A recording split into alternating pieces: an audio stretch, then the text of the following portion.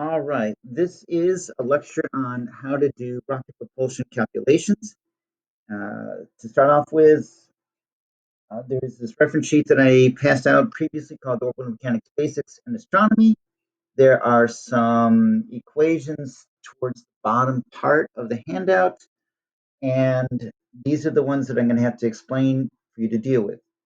ISP, MI, MF, ISP is this, MF is that, and VE is this and VF minus VI is that. So if I can get you to understand that symbology and what it means, this period, that will be progress on my part. So here we go. I'm going to begin by talking about momentum.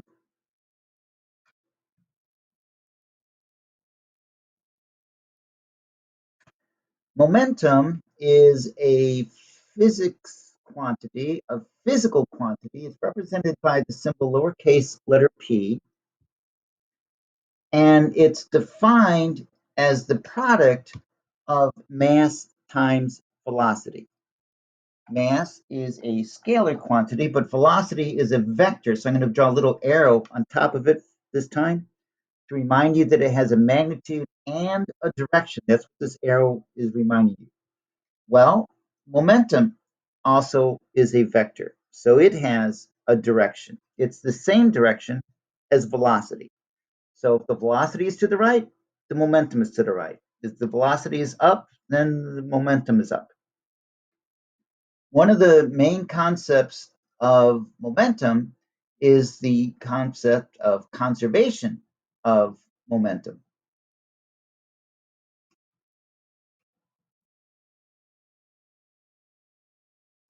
And that says when you have a closed, isolated system and nothing is going on, but let's say internal forces going between this and that, the sum of all the momentum present in the system before any interaction takes place is equal to the sum of all the momentum in the system after the interaction takes place.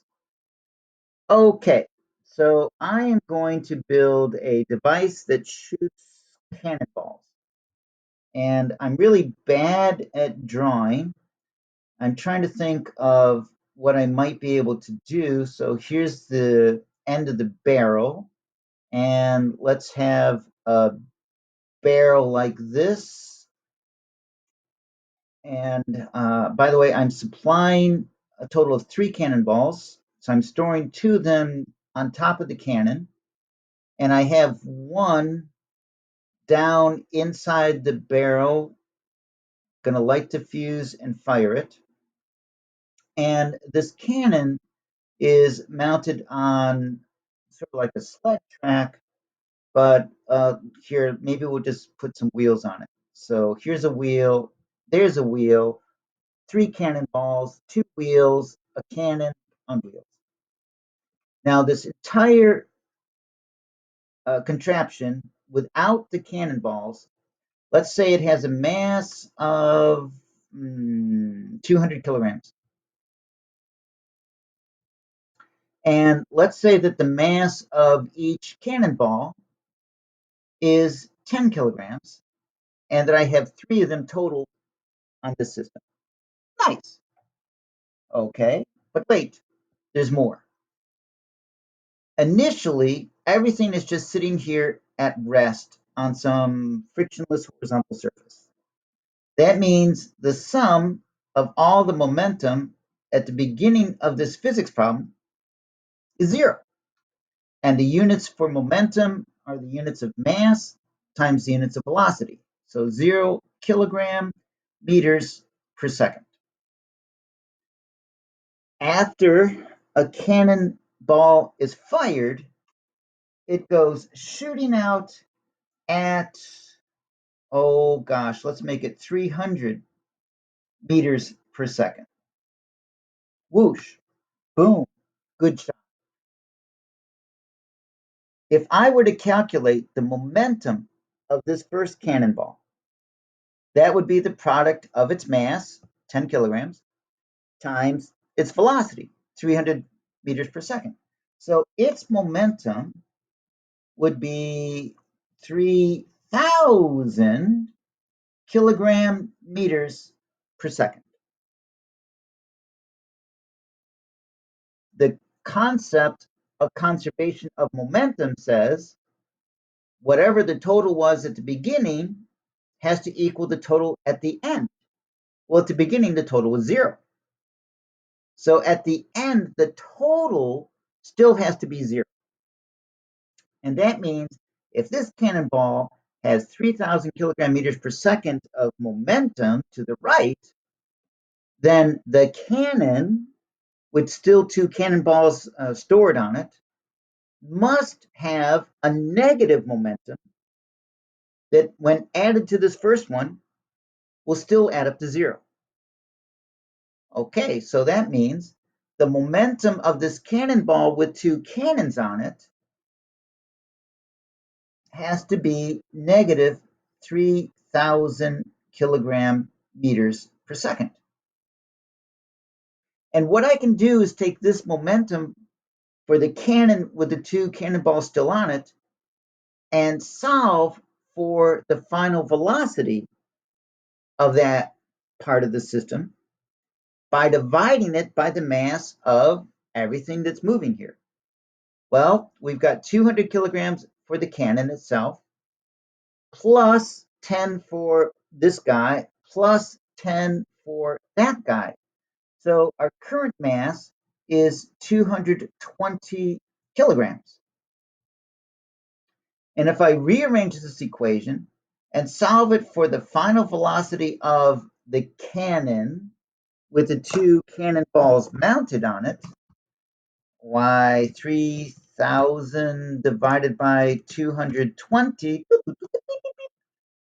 means it's going to be shooting back at negative 13.6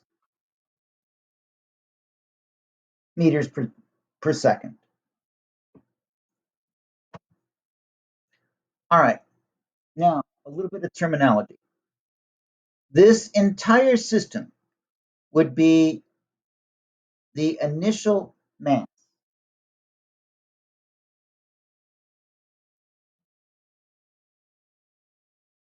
In units of kilograms, of course.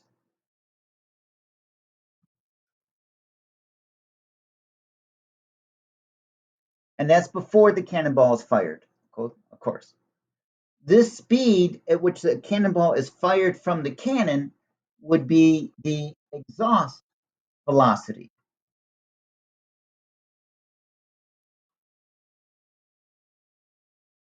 Of course, in units of meters per second. Okay, so I'm trying to set the stage for eventually transitioning from a cannonball with cannons to talking about rockets and rocket fuel. So I'm going to start trying to use this terminology already. And the initial mass was everything, including the cannonballs, before anything started happening. The exhaust velocity is the speed at which the cannonballs are fired out the back end of the cannon. So now, our new situation, too bad I can't just duplicate this picture. Oh man, what would happen if I were to try? It would look pretty silly. Here's the mouth of the cannon. This thing went up like that, and then it went sort of like that, and then back to here, and then I had this, and then I had a couple of wheels, and I've used up one of my 3 cannonballs. So now I'll take one and put it here. So now I only have 2 cannonballs in my cannon. Relight the fuse. And by the way, this thing has an initial velocity of minus 13.6 meters per second. So it's not at rest anymore. So that kind of invites the question, how do we view this situation as we fire the second cannonball? Should it be from the point of view of here's this cannon rolling to the left? Or should we shift our point of view and treat it as a closed, isolated system Well, it is a closed isolated system. It's moving at a constant velocity off to the left now. So it is okay if we shift our point of view for the moment and we fire this second cannonball. Well, its exhaust velocity is still 300 meters per second relative to the cannon. So relative to the cannon, yes, it goes off at 300 meters per second. But if I were an observer standing nearby watching this thing as it goes flying by, I would say, well, no, it was fired from something that was already moving to the left at 13.6 meters per second. So if I go 300 minus 13.6, then from my point of view, it would only be going 286.4 meters per second off to the right. Interesting, right? So that's just a question of point of view. If I were standing on top of the cannon, and I were massless, of course, then I would say, oh, it went off at 300 meters per second away from the cannon. Okay, so that's just a little common sense thing about relative velocity. The velocity of the cannonball with respect to the observer on the ground is equal to the velocity of the cannonball with respect to the cannon plus the velocity of the cannon with respect to the ground. Nice. What about the new final velocity here? It's not going to be negative 13.6 meters per second because there are only two cannonballs on this thing instead of three in the first place. So the final mass is less than it was before. Before, it was 220 kilograms. Now, it's only 210 kilograms because this guy is now gone, right? This one here, Cannonball B, here he is flying away afterwards. So Cannonball A was the first one to leave, and now Cannonball B is the second one out the muzzle.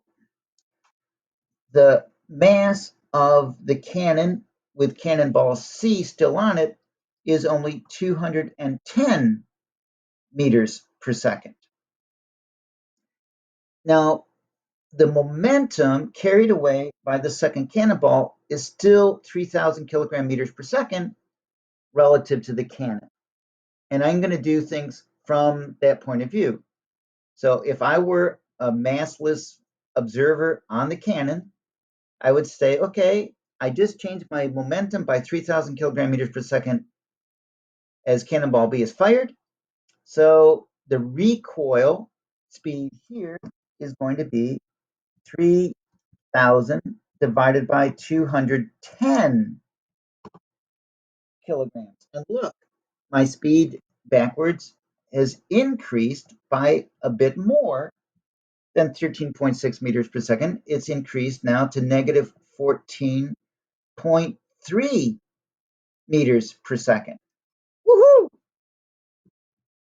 So I get more push if there's fewer cannonballs on board. That's nice. And now, relative to the observer on the ground, this contraption is the sum of these two speeds. So if I take my 13.6 and add to that 14.3, the observer on the ground says, oh man, this entire apparatus is going backwards at 27.9 meters per second. Great. Well, I had three cannonballs. So I'm going to do the same thing again. I'm going to make a crude sketch of a cannon on some sort of mount that has wheels.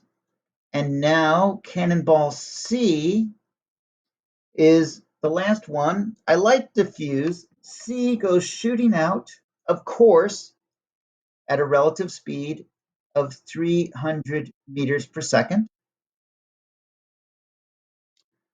Now the cannon is empty of cannonballs. So its final mass is 200 kilograms. So MF is the final mass, of course, in units of kilograms. I've used up all of my fuel, all of my cannonballs. And what, pray tell, would you say would be the recoil speed? Well, it's going to be even better. And it's not exactly a linear change. So from 13.6 to 14.3 was a change of 0.6 meters per second. So you might think, all right, this will be another 0.6 meters per second. Well, it might be within round off. But if we did it to 4 sig figs, you would see it's even a little bit better of a boost because there was even less mass to start off with. My calculator says 3,000 divided by 200 was, oh, wow. My final velocity of the cannon increased in the negative direction by 15 meters per second, even more than the 27.9. So if I add 27.9 to this 15, my final velocity is negative 42.9 meters per second. And see, this change was within round off 0.7 meters per second. This first change within round off was 0.6 meters per second. And that is reasonably true. You should expect that general trend. Okay, so here I've dealt with a finite cannon and 3 cannonballs on board. Page 2.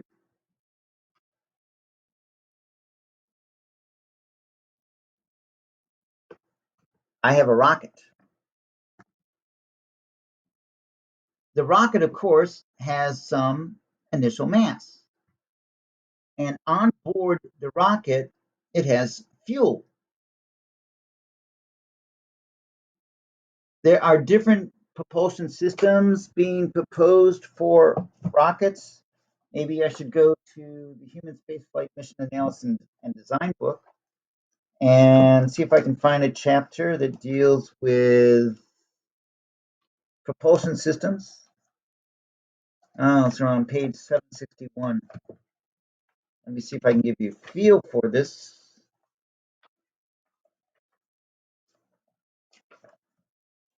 I've read this entire book. Yes, propulsion systems.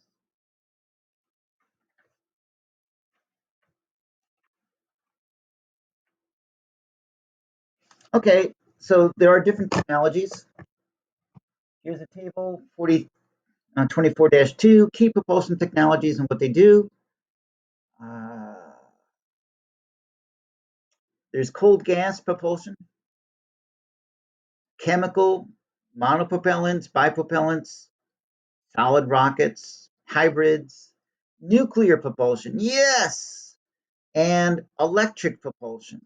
And then, of course, in the future, maybe my space travel invention will finally show up, right? My impulse engine. So if Elijah, Brandon, and Jason look to the right at the mural on the wall of my classroom, in the bottom right part of the mural, they'll see an artwork drawn by a Whitney student for me, showing my impulse engine at work, transferring momentum from one spacecraft to another. All right, there's a 3-minute break. Let's take a pause. Okay, so we're back from our 3-minute break, and I was just starting to explain about a rocket. A rocket is really typically maybe 90% of it is the fuel that goes on board the rocket. That is a tremendous fraction of the total. And it can be a little higher, it can be a little lower. But when you look at a rocket sitting on the ground trying to go into space, most of what you're looking at is the fuel necessary to accelerate it to the incredible speeds you need to get into space. In fact, I should talk for a moment about why would you need propulsion anyways. So here's the 4 or 5 main categories for it from this book. There's trying to get off the planet. This is where you use the most fuel, and on Earth, this is the biggest challenge. Landing on the moon or Mars, you're going to typically use propulsion. The moon has no atmosphere. The Mars has a very thin atmosphere, and it's more of a hindrance than a help for landing on Mars. The Earth has an atmosphere that is so thick that we use it for landing on Earth. We design our spacecraft so that they uh, slow down as they go through Earth's atmosphere. And sometimes that's all we do. We just put parachutes on them and they land on the water. SpaceX is adding rocket engines to their rockets that return to Earth, but they still use the atmosphere for most of their braking. Orbit insertion, orbit transfer, we'll hopefully do some calculations about these types of maneuvers. Orbit maintenance and maneuvering, no, we're not really going to be doing maintenance, but maneuvering is like doing a Hoffman orbit transfer. So, yes, in that sense, I hope you students can do that. And attitude control, changing the direction the spacecraft is pointing, no, we're not going to bother with that. All right, so 90% of a rocket is the fuel needed to make it go somewhere. Now, I'm going to pause, hold that thought, and now I'm going to talk about your car. Of course, some of you students are trying to figure out where to park on campus legally, but you have a car. And in good old English units, let's say you find out that you can go 310 miles in your car on 10 good old US gallons of gas. Why, we would say your car has excellent mileage compared to, the hogs of American cars. So we would say, oh, you get 31 miles per gallon of gas. So your mileage is 31 mpg as an abbreviation. And this means if you put in 1 gallon of gas, you go 31 miles. You put in 2 gallons of gas, you go 62 miles, and so forth. For rockets, they have a similar unit of description about how good your rocket fuel is. It's analogous to the mileage of a car based on what kind of fuel you put into it. You can put in the high octane stuff, which will have a higher mileage at a greater expense. It's more expensive. Or maybe your car needs a tune up and the tires need inflating. All those things affect the mileage of your car a little bit at least. Well, for rockets, they have different choices of fuel available. I briefly showed you it could be nuclear, it could be electric, could be monopropellant, could be bipropellant, and so forth. So to describe each one of them, they use a quantity called specific impulse. And they write that as I, capital I, lowercase sp, specific impulse. The units for it are seconds of time. Specific impulse is defined as the amount of time in seconds that one, now it doesn't matter what units you put here. You can put 1 Newton if you want to be in metric units. I'll write this in English units and write 1 pound of fuel provides 1 pound of thrust. There you have it, specific impulse. The amount of time in seconds that 1 pound of fuel provides 1 pound of thrust. So if we go back to Human Spaceflight Mission Analysis and Design, Chapter 24, great. We looked at this table already. So cold gases, monopropellants and such, flip the page.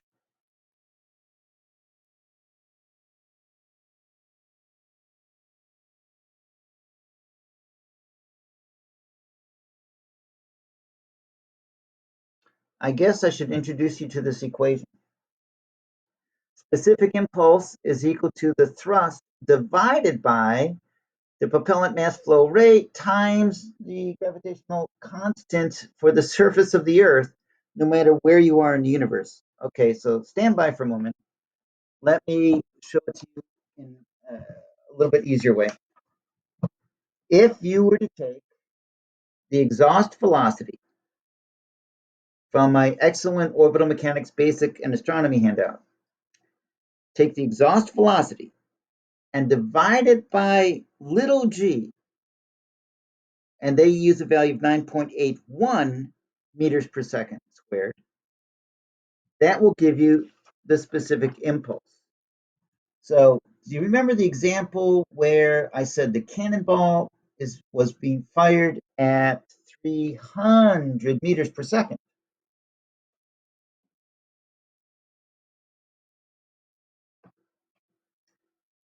That means its specific impulse would be 300 meters per second divided by 9.81 meters per second squared. The meters cancel.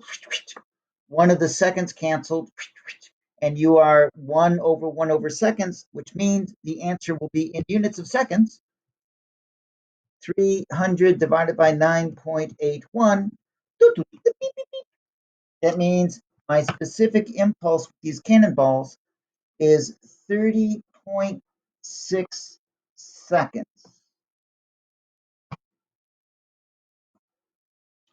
30.6 seconds. I can't really apply this formula to the car mileage to talk about gasoline. I would have to know what is the power output of the engine. Maybe, let's say, the car is going at 50 miles per hour and it's a 200 horsepower engine and it's, so it can be done. I'm not going to do it right now. But yes, it's left as an exercise for the interested reader that you could do the calculation as to what is the specific impulse of the gasoline that you put into your car.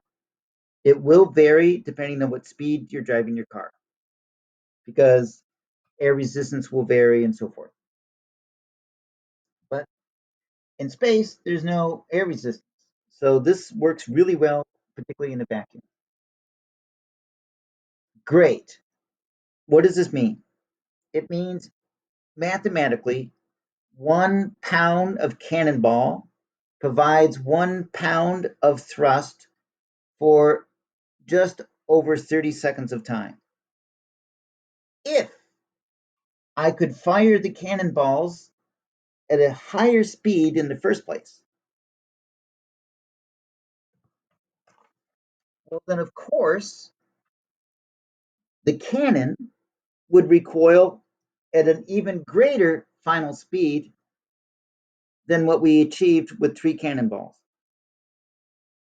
So let's say I had 6 cannonballs instead of 3, each with only 5 kilograms of mass instead of 10, but each being able to be fired at twice the speed, so 600 meters per second instead of 300 meters per second. What's the overall effect? The overall effect is the cannon would end up with a final speed even greater than 43 meters per second. And that is why rocket scientists try to design the fuel to come shooting out the bottom of the rocket at the very highest exhaust velocity that they can engineer. The greater the exhaust velocity, the greater the advantage, the greater the final speed you can reach for the remaining rocket. Now, you may have noticed a progression here that says, okay, at first, when the first cannonball was fired, that gave me a boost that was, pretty nice. The second one was even nicer. And the last one was the nicest boost of all. And it's not a linear change. Well, it's calculus based. I am not going to derive the formula for you. I'm going to give the formula to you. Here it is on my handy dandy Open Mechanics Basics and Astronomy reference sheet. The formula uses natural logs. And it has two versions here. I've explained to you. Initial mass is the mass of the rocket with all the fuel on board that you have to start off with. The final mass is the mass of the rocket with any remaining fuel still on board. The specific impulse is the exhaust velocity of that fuel divided by little g. And it doesn't matter if you're on Mars or the moon or talking about the Earth or you're in free fall in orbit. The value to use is 9.81 meters per second squared. Sometimes we are given the exhaust velocity of the rocket fuel, and sometimes we aren't. In the reference books that I use, they generally just deal with specific impulse. This number is the one that you'll be working with all the time, not the exhaust velocity. But if you have one, here's how you get the other. So here is the equation that you would use and the other version of the same equation, so rearranged. In one case, it's allowing you to solve what would be your final mass if you knew the initial mass, if you knew the change in velocity, if you knew the specific impulse of that rocket fuel that you're using. The other rearrangement of that same equation says if you know the exhaust velocity of the fuel, if you know the initial and final mass of your rocket, you can calculate the change in velocity that you get with all these givens. Okay, so really, this is the equation I want us to master right now. How hard can it be? I'm going to copy and paste it. It says your final mass is equal to your initial mass times E raised to the negative change in velocity divided by little g times the specific impulse. Wow. Of course, if you want to write a program that does this on your graphing calculator, have fun, go do it. let's try to create a few examples and have them not too unrealistic.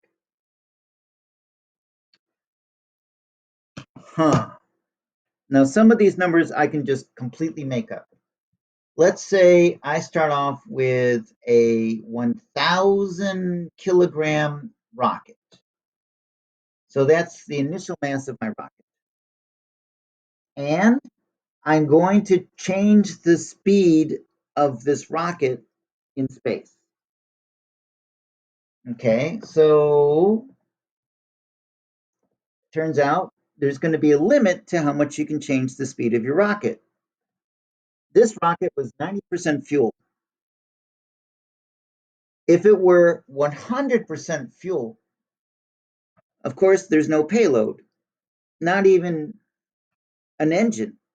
It's all fuel, right? If it's 100%. But even if it's 100% fuel, there's an upper limit to how fast you can get that last little speck of fuel to be moving after you use up all the rest of the fuel. So there's a limit. And of course, this can't be achieved anyways. So when I put in a delta V, if I put in a number that's too big, this thing is just not going to work out very well, is it?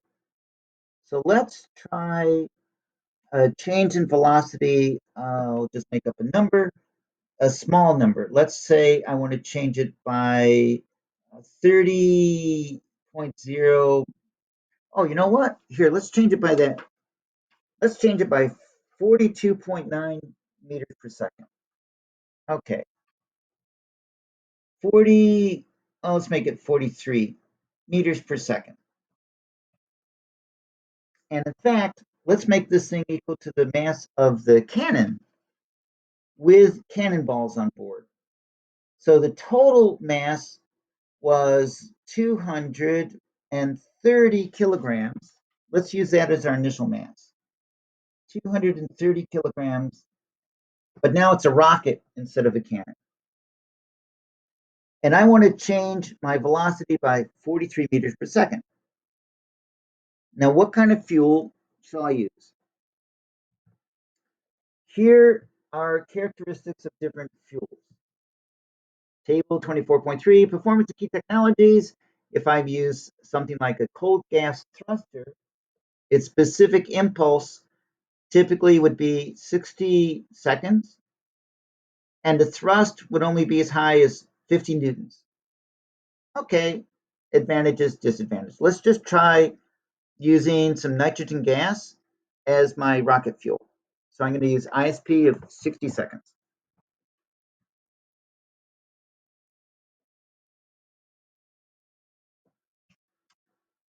Great. Well, the formula says if I want to figure out what my final mass is, I would plug in 230 kilograms times E raised to the negative 43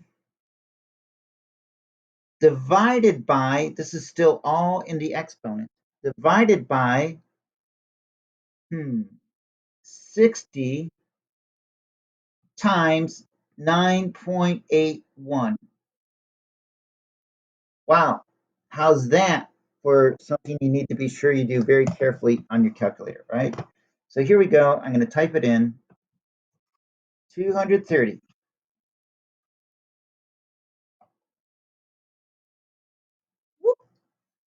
times E, which is second natural log on a TI graphing calculator model. And I'm going to do open parentheses to make sure everything works out okay. I type in negative 43 divided by, and I'm going to put another set of parentheses to make sure it works out okay, 60 times 9.81, close the inner set of parentheses, close the outer set of parentheses, which I probably didn't need, but they're there, and enter. The answer is, oh, my final mass would be 214 kilograms.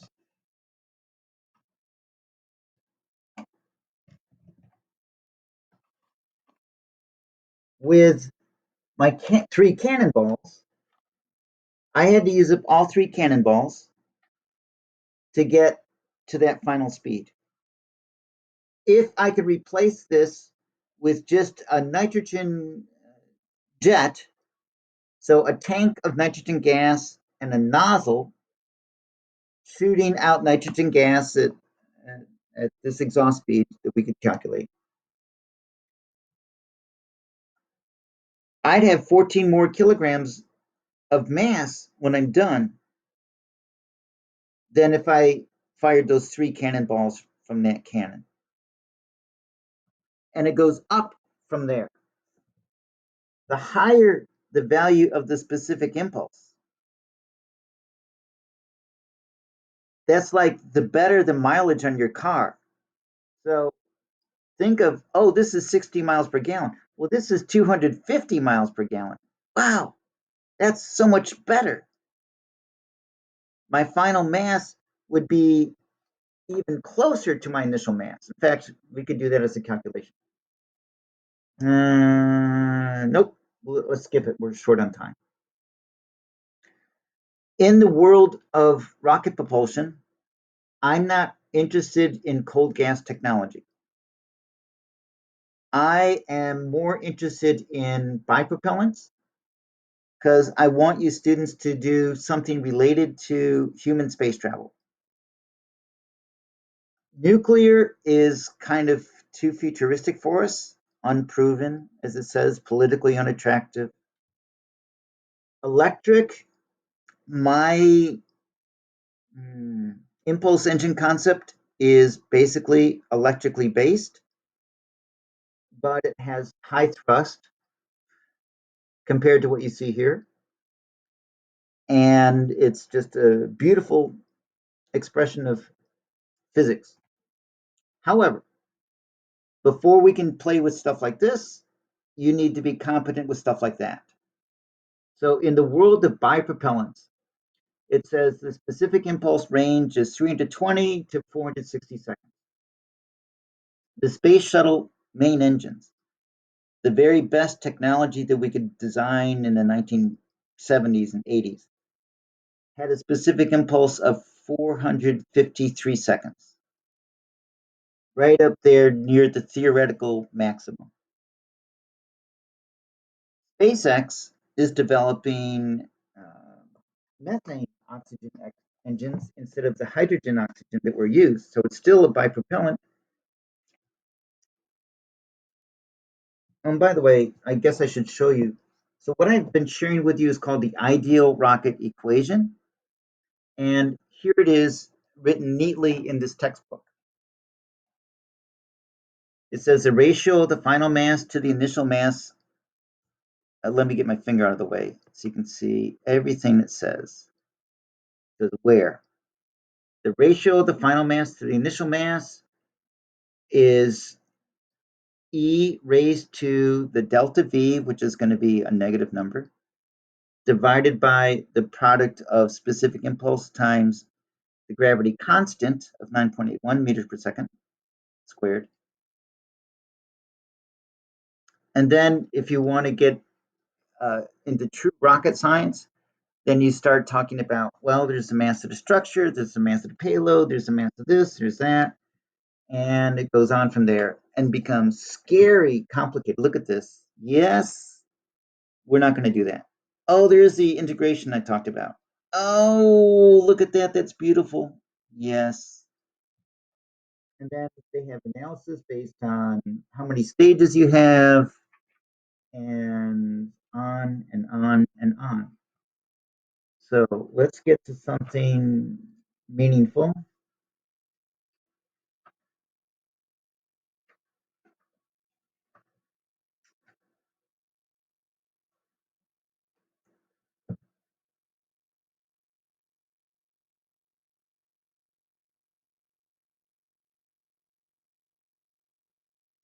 This one doesn't even list what I'm trying to show you. In this table, it says liquid hydrogen, liquid oxygen has a specific impulse of typically 448 seconds. What I really want to share with you is for methane as well. And I'm almost out of time. And, yikes. So there's much more to rocket science than what I'm giving you.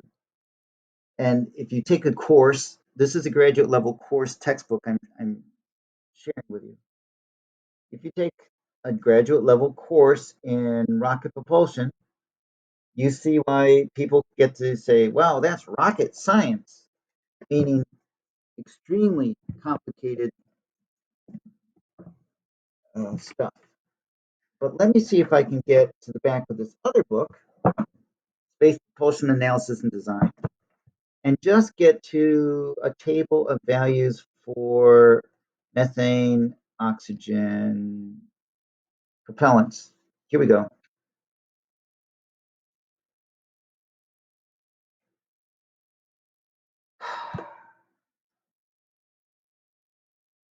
Methane.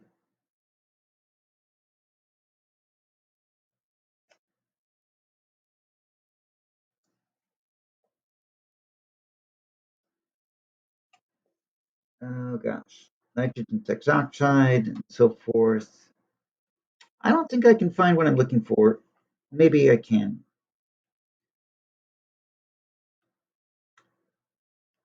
I'm flipping through these pages. I'm looking for methane oxygen. And so far I don't see it. Nope.